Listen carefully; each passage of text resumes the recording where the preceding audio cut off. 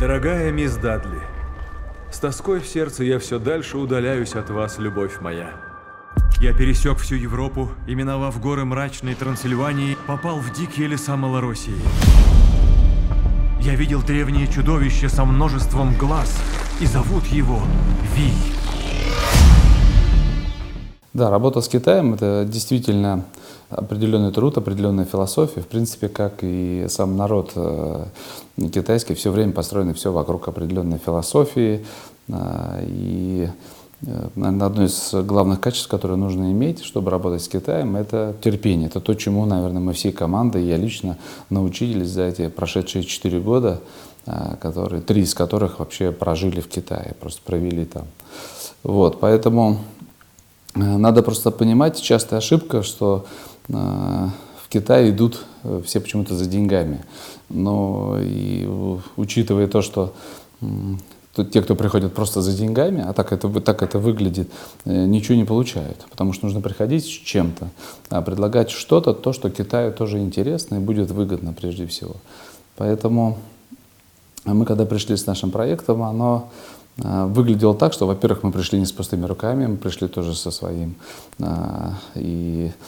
историей, которая интересна и выгодна Китаю должна быть, и экономически, и, как сказать, месседж философский, продвигающий культуру Китая прежде всего в мир, ну и нашу российскую тоже.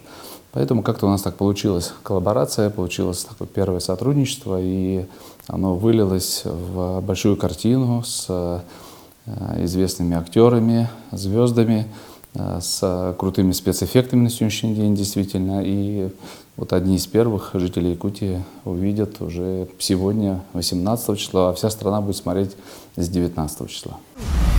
А я изменил маршрут путешествия, чтобы увидеть вашего великого дракона. Он скитается с каким-то несчастным китайским мальчиком. Чинлань, моя дочь. Мы, когда изучали все легенды, так и получилось, что очень многие легенды, оно на первый взгляд разные, а по сути своей очень схожи. И когда мы снимали первую картину «Ви», уже знали, что хотим делать Китай, потому что, изучая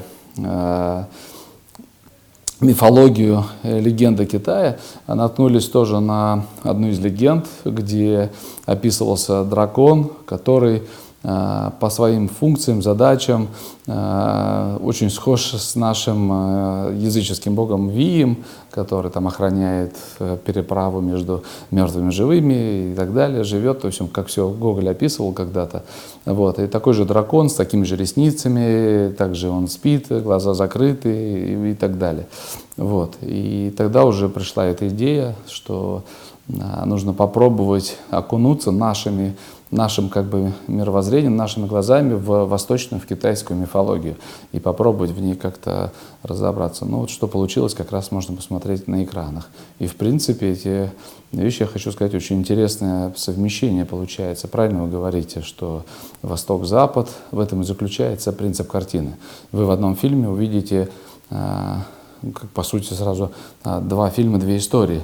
У нас есть европейская часть, это Лондон, Тауэр, Россия есть, и, естественно, основное место действия происходит в Китае. То есть это драконы и прочее. Поэтому нужно приходить с детьми, это 6+. Папы найдут себе очень много интересного актеров, посмотреть на актеров, которых вы перечислили. Мама — это принцессы, ведьмы, тоже очень интересные взаимоотношения между ними. Ну а дети, понятно, им все будет интересно, и более того, будут переживать, болеть за дракона и за маленького дракончика, который есть. Поэтому такой семейный поход в кино и гарантированно прям масса эмоций. Нет, Эш, не трогай его! Это шлем самого Чингисхана! Нет, это копье Александра Македонского! Нет!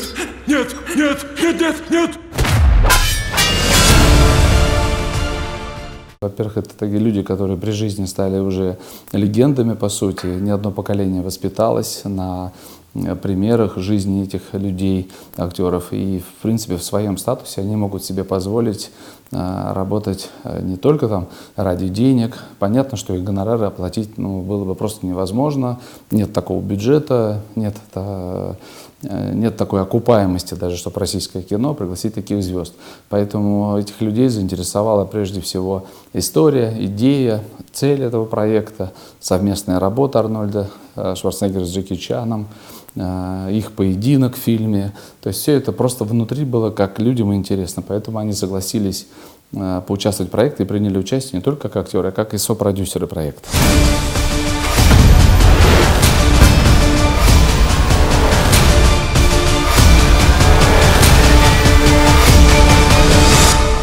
Дракон, лети ко мне, я приказываю! Надеяться, во-первых, всегда надо.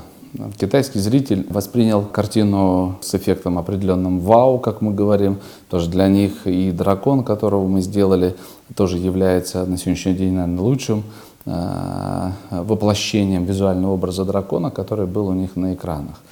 Вот, поэтому история в процессе создания, она всегда согласовывалась, она все равно шла, как сказать, под согласованием, под контролем, наверное, китайских тоже творцов, специалистов. Вот, и, собственно говоря, было ясно, что история получается, и она понятна должна быть прежде всего миру. Как обычно делается кино, либо это российский менталитет, либо это китайский, то есть так далее. А здесь нужно было, по сути, сделать 3 версии. То есть у нас должна быть международная, российская и китайская, чтобы каждому был свой акцент. Вот. Ну, нам кажется, все получилось, удалось, но вот посмотрим, как будет, и уже сегодня посмотрим, как воспримут жители Якутии.